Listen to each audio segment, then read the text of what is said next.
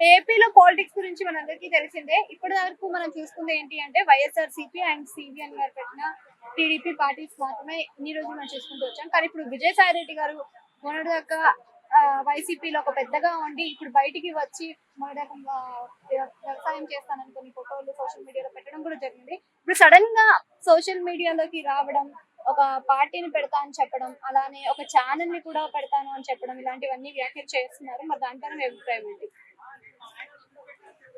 విజయసాయిరెడ్డి ఒక వ్యక్తి పెట్టినంత మాత్రాన వైఎస్ఆర్సీపీలో ఉన్నాడు కాబట్టి కొంచెం అదొక బ్రాండ్ ఉంది. కానీ విజయసాయిరెడ్డి పెడితే మాత్రం అంత సీన్ ఉండదు ఆయనకి. ఎందుకంటే ఉన్న వాస్తవాలు మాట్లాడుతున్నాను. ఇప్పుడు ఎన్టీఆర్ గారు స్థాపించింది తెలుగుదేశం, అర్థమైందా? అలాగే అలనాడు దాదాపు 100 సంవత్సరాల పైన పుట్టింది బీజేపీ. అలాగే ఇప్పుడు జనసేన పవన్ కళ్యాణ్ గారు స్థాపించిన పార్టీ. అంటే పవన్ కళ్యాణ్ గారికి నటుడుగా క్రేజ్ ఉంది, అలాగే ఎన్టీఆర్ గారికి క్రేజ్ ఉంది, అలాగే 100 సంవత్సరాల క్రితం పుట్టింది కాబట్టి బీజేపీ క్రేజ్ ఉంది. ఇప్పుడు నువ్వు ఒక పార్టీలో ఉన్నావు, ఇంతకు ముందు వైఎస్ఆర్సీపీ వాళ్ళని గతంలో వీళ్ళని విమర్శించావు, వీళ్ళని ప్రశ్నించావు. ఇప్పుడు వైఎస్ఆర్సీపీని విమర్శిస్తున్నావు, ప్రశ్నిస్తున్నావు. కానీ ఏంటంటే మీరు పార్టీ పెడితే ఏ విధంగా పెడతారు? నువ్వు మీడియా పెట్టేసినంత మాత్రం నువ్వు గెలవు. ఎట్లా అంటే మీరు కరెక్ట్ కాదు. మీరు ఏదన్నా ఉంటే ప్రజాసేవ చేయండి. ఇప్పుడు గతంలో పార్టీ పెట్టక ముందే పవన్ కళ్యాణ్ గారు ప్రజాసేవలు చేశారు. అలాగే ఎన్టీఆర్ కూడా ఆనాడు ఆయనకు మంచి ఇమేజ్ ఉంది, నెంబర్ 1 హీరో ఆ రోజుల్లో పౌరాణిక పాత్రలు అట్లా పోషించి.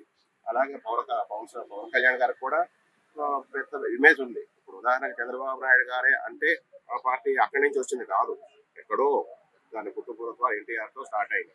కాబట్టి విజయసాయిరెడ్డి గారు మీకు చెప్పేది ఏంటంటే, మీరు ముందు ప్రజాసేవ కార్యక్రమాలు చేయండి, ప్రజలకు సహకరించండి, ఏమన్నా హెల్ప్లు చేయండి. మీరు రాజకీయాల్లోకి వచ్చేస్తాను, ఛానల్ పెడతాను, ఛానల్ ద్వారా ప్రచారం చేసుకుంటాను, నేనేదో గెలుస్తాను, క్లీన్ చీట్ చేస్తాను, ఇవన్నీ కరెక్ట్ కాదు. ఎందుకంటే అంత ప్రజల్లో క్రేజ్ రావాలంటే మీకంటూ బ్యాక్గ్రౌండ్ సంథింగ్ ఏదైనా క్వాలిఫికేషన్ ఉండాలి. గతంలో మీకు బ్యాడ్ నేమే ఉంది, వైఎస్ఆర్సీపీ తరఫున బ్యాడ్ నేమ్ ఉంది. వ్యక్తిగతంగా కూడా పోలీసు ఫ్యామిలీస్ జోలికి పోయి ఆ విధంగా కూడా మీకు బ్యాడ్ నేమ్ ఉంది. అంటే నేను ఉన్నది మాట్లాడుతున్నాను. అంటే ఎవరి సైడ్ ఈయన పని చేస్తున్నారు అని చెప్పొచ్చండి. ఇట్లా ఒంటరి పోరాటమైనా లేకపోతే ఎవరికైనా కింద పని చేస్తున్నారు. ఇంకో సైడ్ చూస్తే బీజేపీ కింద అని ఒక రూమర్ అయితే తిరుగుతుంది. మరి ఇవన్నీ కూడా చూస్తున్నట్టే మరి మీ అభిప్రాయం ఏంటి? ఎందుకంటే అమ్మా వీళ్ళు బ్యాక్గ్రౌండ్ ఏదో ఒకటి ఉంటది, లేకుండా పొలిటికల్ గా ఇలా ఎంటర్ కాదు. ఉంటది కానీ ఈయనకి అంత లేదు. ఇప్పుడు అంత ఉందంటే ప్రజాసేవ కార్యక్రమాలు చేసేవాడు ఎవడన్నా రాజకీయంలోకి వస్తే అతనికి ఏదైనా ఇమేజ్ ఉంటుంది. అలా కాకుండా ఒక సినిమా పరిశ్రమ కానీ ఇంకొకటి ప్రజలకు ఏదైనా హెల్పింగ్ సపోర్ట్ చేసిన వాడు రాజకీయాల్లోకి వస్తే ప్రజలు ఏమన్నా ఆదరిస్తారు. నువ్వు ఏది లేకుండా పార్టీ పెట్టేసి ఏదో గతంలో ఒక పార్టీలో పోటీ చేశాను, ఆ పార్టీ కరెక్ట్గా లేదు అందుకే నేను బయటకు వచ్చేసాను, ఇప్పుడు ఈ పార్టీలోకి వెళ్తా లేదా ఆ పార్టీలో ఉంటా, ఇవన్నీ కరెక్ట్ కాదు. ఎందుకంటే ఒక విధంగా ఆయన పవన్ కళ్యాణ్ గారిని పొగుడుతాడు, పవన్ కళ్యాణ్ గారు అంటే నాకు ఫ్రెండ్, అలా ఇలా ఇవన్నీ చెప్పుకుంటాడు. కానీ ఏంటంటే ఏదైనా అతను అనేది పార్టీ పరంగా అతనికి అంత వాల్యూ ఉండదు. కాకపోతే పొలిటికల్ గా వైఎస్ఆర్సీపీకి ఆయనకి పడకు సంథింగ్ ఏదో బయటకు వచ్చాడు, నెక్స్ట్ ఏదో పార్టీలోకి వెళ్ళాలని ఇతను పార్టీని క్రియేట్ చేసుకుంటున్నాడు తప్ప, ఒకవేళ క్రియేట్ చేసినా ఏదో ఒక పార్టీతో కలిసే ఇది ఉంటుంది. కానీ ఇతనికంటూ ఒక్క సీటు కూడా రాదు, ఏ ఎమ్మెల్యే కాదు, ఎంపీ కాదు, ఏదైనా.